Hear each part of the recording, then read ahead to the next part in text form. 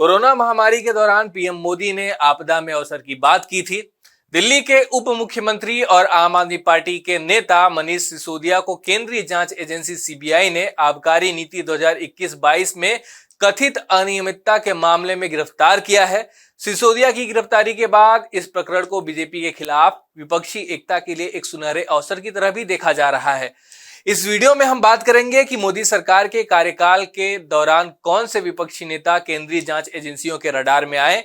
साथ ही इन दावों को भी परखेंगे कि वाकई मनीष सिसोदिया की गिरफ्तारी विपक्ष को एकजुट होने के लिए प्रेरित कर सकती है। लेकिन वीडियो में आगे बढ़े उससे पहले आपसे अपील है कि इस वीडियो को लाइक करें और इसे ज्यादा से ज्यादा लोगों के साथ में शेयर करें। चलिए वीडियो को आगे बढ़ाते हैं। रविवार को सीबीआई ने मनीष सिसोदिया को आबकारी नीति 2021-22 में कथित अनियमितता के मामले में गिरफ्तार किया था। हालांकि दिल्ली सरकार की इस आबकारी नीति को पहले ही रद्द कर दिया गया था। सीबीआई का कहना है कि मनीष सिसोदिया पूछताछ के दौरान गोलमोल जवाब दे रहे थे, जांच में सहयोग नहीं कर रहे थे। जांच एजेंसी ने दावा किया है कि उसके पास सिसोदिया के खिलाफ ठोस सबूत हैं। आज सीबीआई मनीष सिसोदिया को अदालत के समक्ष उसने पेश किया। दिल्ली के उप मुख्यमंत्री की पेशी के दौरान आम आदमी पार्टी ने दिल्ली में जोरदार प्रदर्शन किया। सीबीआई ने अदालत में 5 दिन की रिमांड मांगी थी। राउज एवेन्यू कोर्ट ने सीबीआई को 4 मार्च तक मनीष सिसोदिया की रिमांड सौंप दी है, यानी 5 दिन की रिमांड दे दी है। यह आम आदमी पार्टी और दिल्ली सरकार के लिए एक बहुत बड़ा झटका है। आपको बता दें कि आज कोर्ट ने मनीष सिसोदिया और सीबीआई की दलीलें सुनने के बाद अपने फैसले को सुरक्षित रख लिया था। सीबीआई का कहना था कि उनके और दूसरे आरोपियों का पता लगाने के लिए हिरासत में पूछताछ जरूरी है। एजेंसी की तरफ से यह भी कहा गया कि मनीष सिसोदिया जांच में सहयोग नहीं कर रहे हैं। वहीं डिप्टी सीएम के वकील ने कोर्ट में कहा कि वे पूरी तरह से जांच में सहयोग कर रहे हैं। मनीष सिसोदिया की तरफ से खड़े हुए वकील दयान कृष्णन ने कोर्ट में कहा कि आबकारी नीति को मई 2021 में दिल्ली के उपराज्यपाल ने पास किया था। उन्होंने कहा कि सीबीआई ने पहले मनीष सिसोदिया का फोन मांगा था और बाद में फोन कब्जे में लेने के बाद कह रहे हैं कि मनीष सिसोदिया दूसरा फोन चला रहे हैं। यह कस्टडी का आधार नहीं हो सकता। इससे पहले सीबीआई ने पिछले साल 17 अक्टूबर को मनीष सिसोदिया से पूछताछ की थी। इस पूछताछ के 1 महीने बाद सीबीआई ने आरोप पत्र दाखिल किया जिसमें मनीष सिसोदिया का नाम नहीं था। पिछले साल 17 अगस्त को सीबीआई ने मनीष और 14 अन्य के खिलाफ गृह मंत्रालय का हवाला देकर मुकदमा दर्ज किया था। मनीष के खिलाफ आरोप है कि उन्होंने लाइसेंस धारियों के पक्ष में अनुचित तरीके से आबकारी नीति में बदलाव किया था। इसके तहत लाइसेंस शुल्क या तो माफ कर दिया गया या कम कर दिया गया था। आरोप यह भी है कि शराब के थोक विक्रेता के लाइसेंस की मियाद बिना आधिकारिक मंजूरी के ही आगे बढ़ा दी गई थी। आरोप यह भी है कि आम आदमी पार्टी के संचार और मीडिया प्रभारी रहे विजय नायर ने आम आदमी पार्टी नेता के तौर पर साउथ ग्रुप से एडवांस में रिश्वत के तौर पर 100 करोड़ रुपए की रकम ली थी।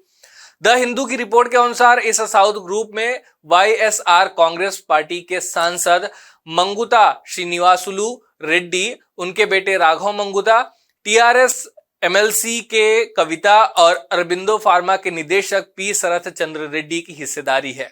चार्जशीट में कहा गया है कि कथित रिश्वत की रकम हवाला के जरिए 2022 में गोवा विधानसभा चुनाव में आम आदमी पार्टी के चुनावी कैंपेन में लगाई गई थी। ईडी ने आरोप लगाया है कि साउथ ग्रुप के सदस्यों का प्रतिनिधित्व सह अभियुक्त अरुण पिल्लई, अभिषेक बोइनपल्ली और चार्टर्ड अकाउंटेंट बची बाबू गोरांटला करते थे। सीबीआई ने हाल ही में गोरांटला को भी गिरफ्तार किया था।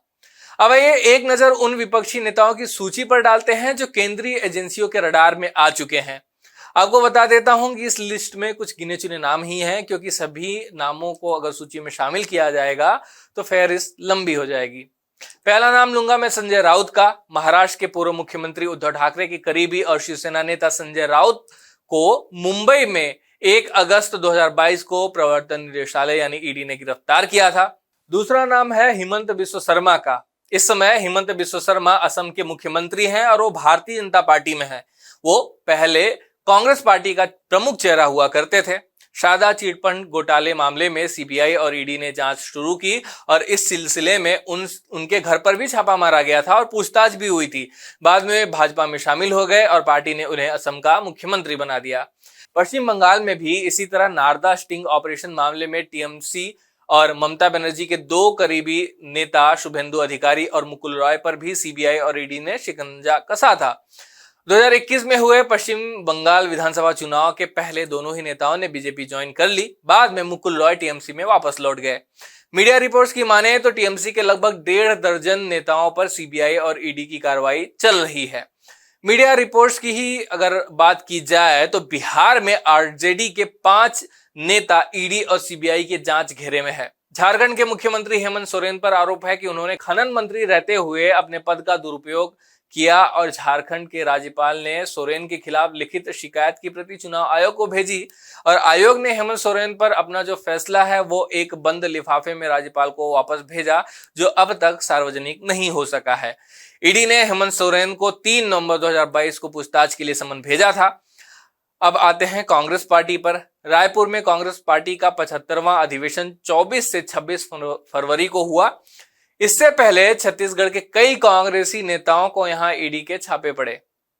20 फरवरी को छत्तीसगढ़ में कांग्रेस पार्टी के कोषाध्यक्ष रामगोपाल अग्रवाल, कांग्रेस विधायक देवेंद्र यादव और चंद्रदेव राय समेत आधा दर्जन कांग्रेस नेताओं के घर और दफ्तरों पर ईडी ने छापा मारा। कांग्रेस ने आरोप लगाया कि अधिवेशन को रोकने के लिए सरकार ईडी का इस्तेमाल कर रही है।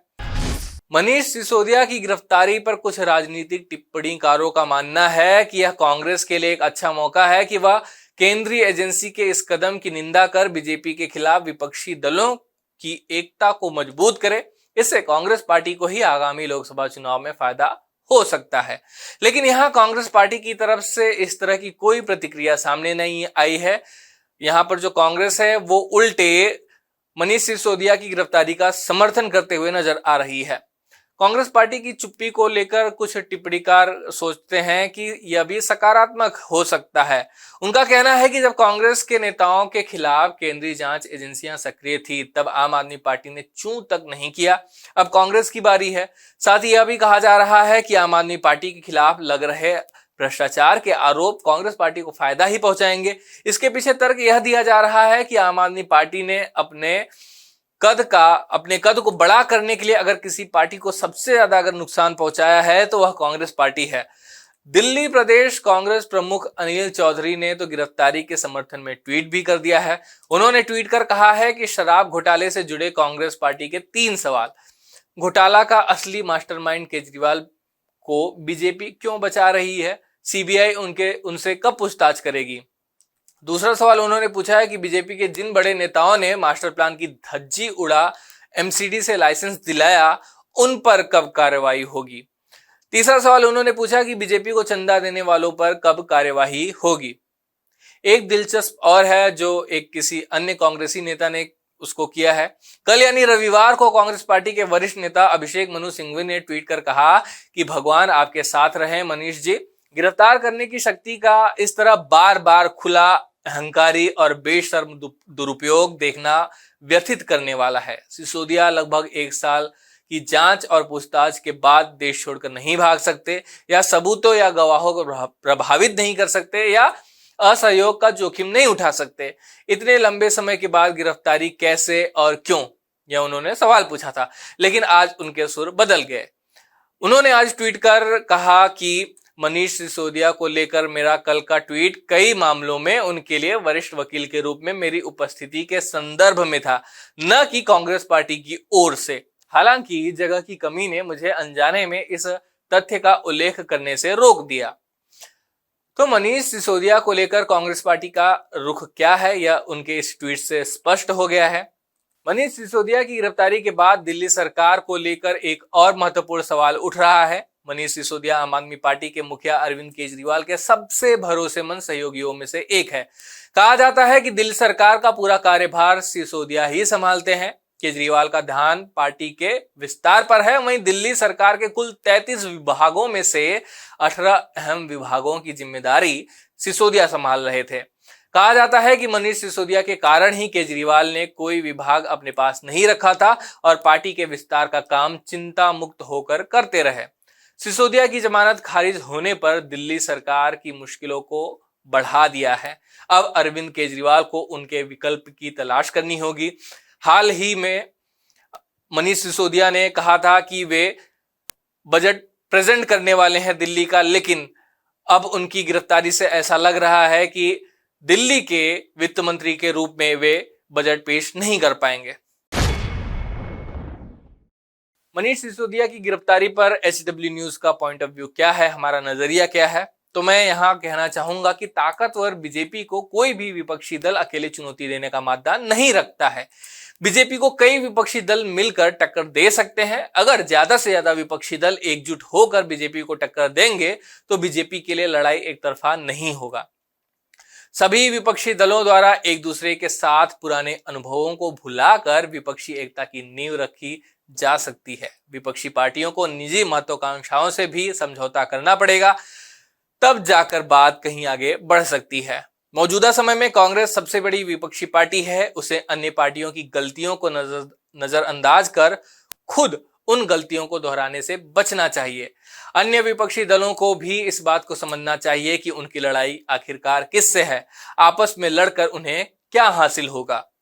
मनीष सिसोदिया की गिरफ्तारी और विपक्षी एकता के लिए जो अवसर की बात कही जा रही है, उसे आप कैसे देखते हैं, कमेंट बॉक्स में जरूर लिखें। यह वीडियो यहीं समाप्त होता है। धन्यवाद।